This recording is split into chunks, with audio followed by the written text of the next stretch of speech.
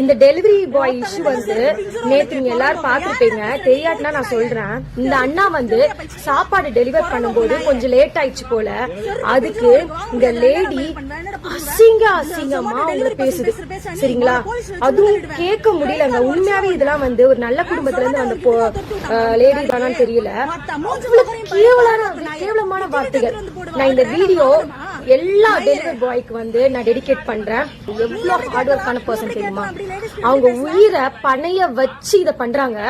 நான் இதுக்கு முன்னாடி முந்தா நேத்து எனக்கு நடந்த ஒரு இன்சிடென்ட் சொல்லிடுறேன். ஹஸ்பண்ட் வந்து சாப்பாடு ஆர்டர் பண்ணிருந்தாங்க 1 o'clock மதியம். அப்ப வந்து சாப்பாடு வந்து எங்களுக்கு வர்றதுக்கு 4 மணி ஆயிடுச்சு. பசி தாங்க முடியல.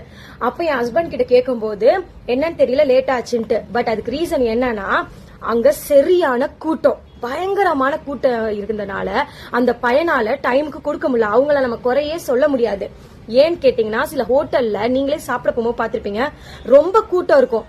அந்த மாதிரி அந்த பையன் செம்ம கூட்டமா இருந்தனால பொண்ணு பசிக்குன்றா. நல்லா கேட்டுக்கோங்க, செம்ம பசி, 4 hours லேட். அப்போ என் ஹஸ்பண்ட் என்ன சொல்றாங்க, அந்த டெலிவரி அந்த பையன் வந்ததும் அவங்க கையில வந்து ஒரு 100 ரூபாய் கொடுக்க சொன்னாங்க. அப்ப நான் கேட்டேன், அவங்க தானே லேட்டா கொண்டு வராங்க, நம்ம ஏன் 100 ரூபாய் கொடுக்கணும்?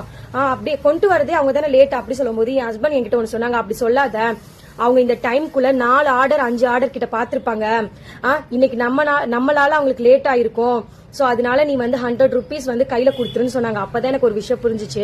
அந்த டைமிங்ல அந்த பையன் அவ்வளவு ஆர்டர் பார்த்து கண்டிப்பா வர ப்ராஃபிட் வந்து அன்னைக்கு அவங்களுக்கு கம்மியாவும் ஆச்சு. சின்ன பையன் தான், ஒரு 20 வயசு ஆயிடுச்சு அந்த மாதிரி இருக்கும்.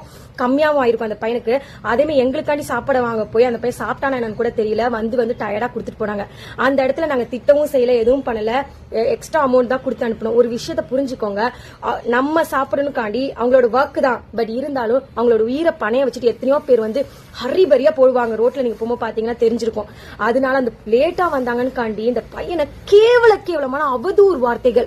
இதுல வேற நல்லவா மாதிரி போலீஸ் கிட்ட கால் பண்ணி அந்த பையனே வந்து குறை சொல்றா. உண்மையாவே கேக்குறேன், அவ புருஷன்காரன் இவளை பேச விட்டுட்டு பக்கத்துல நிக்கிறான். அவன் ஒரு நல்ல புருஷனா இருந்தா எவனாவது இந்த வேலை பாப்பானா? புரிஞ்சுக்கோங்க. இது நீங்க கேப்பீங்க, இது அவங்களோட ஒர்க் டைம் வந்துதான் ஆகணும்ட்டு. அவங்களோட ஒர்க்கா இருந்தாலும் டிராபிக்கா இருந்தாலும் லேட்டா தான் ஆகும்.